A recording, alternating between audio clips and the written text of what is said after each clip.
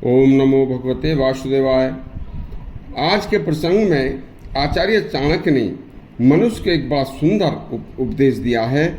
आचार्य कहते हैं कि साक्षात काल, वैतरणी नदी, कामधेनु गाय और नंदन वन हर व्यक्ति को, हर मनुष्य को यही उपलब्ध है। सुनिए, आचार्य का समस्त जीवन विश्व कल्याण के लिए समर्पित था। आचार्य चाणक्य अपने समस्त शास्त्रों के अध्ययन व अपने जीवन के तजुर्बों से कोई न कोई कल्याणकारी श्लोक अपनी पुस्तक चाणक्य नीति में लिखते रहा करते थे और वह हर श्लोक मनुष्य जीवन के लिए अलौकिक सिद्ध होता था।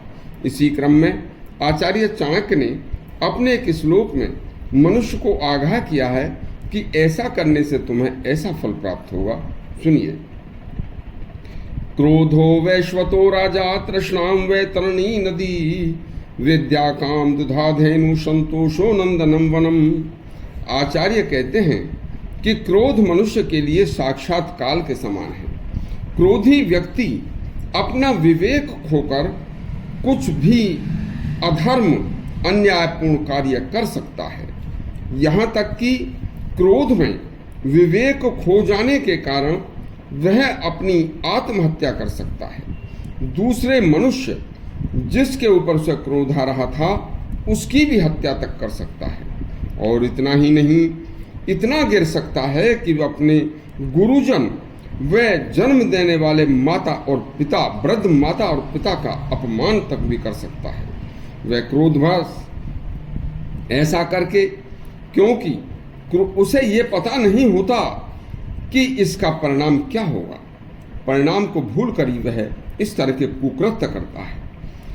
गुरु व वृद्ध माता पिता का जो पुत्र अपमान करता है, उस अपमान करने वाले को ब्रह्म हत्या का पाप लगता है।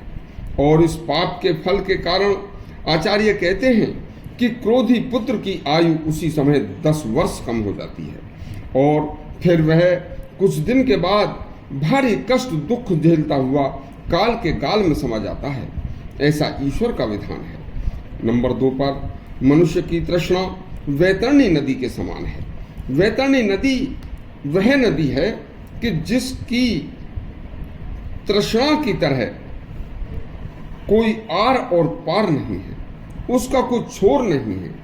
उस वैतरणी नदी को पार करना कई कई युगों तक, जन्म और जन्मांतरों तक भी मनुष्य जीव उसमें डूबता है, निकलता है, फिरता है और उसमें से निकलना जीव का आसान नहीं होता। तीसरे नंबर पर, मनुष्य योनि में जन्म लेकर मनुष्य के लिए विद्या ग्रहण करना स्वर्ग की कामधेनु गाय की तरह है। जैसे कामधेनु गाय तत्काल तुरंत इच्छा की पूर्ति करती है, विद्या ग्रहण करके विद्वान मनुष्य की भी इच्छाओं की पूर्ति विद्या के द्वारा तुरंत हो जाती है। विद्वान मनुष्य के लिए संसार में कोई भी कार्य मुश्किल काम नहीं होता। भगवान विद्या प्राप्त करने की शक्ति केवल मनुष्य को ही दी है, बाकी जीव विद्या ग्रहण नहीं कर सकते। इसलिए मनुष्य योनि पाकर विद्या ग्रहण करना, सत्कर्म करना मनुष्य का कार्य है।